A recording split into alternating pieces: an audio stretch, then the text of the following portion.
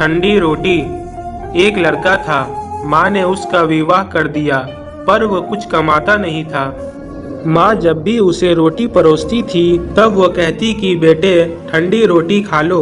लड़के के समझ में नहीं आया कि माँ ऐसा क्यों कहती है, फिर भी वो चुप रहा।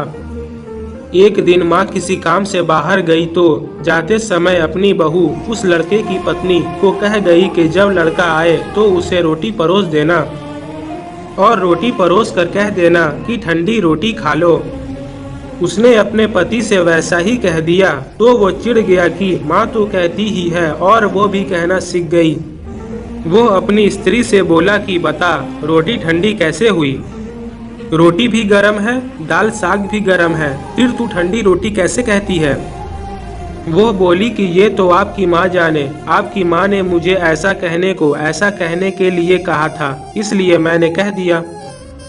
वो बोला कि मैं रोटी नहीं खाऊंगा, माँ तो कहती ही थी, तू भी सीख गई।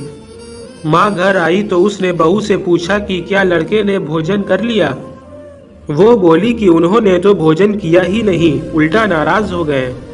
माँ ने लड़के से पूछा तो वो बोला कि माँ तू तो रोजाना कहती थी कि ठंडी रोटी खा लो और मैं सह लेता था, पर अब ये भी कहना सीख गई रोटी तो गर्म होती है, तू बता कि रोटी ठंडी कैसे है?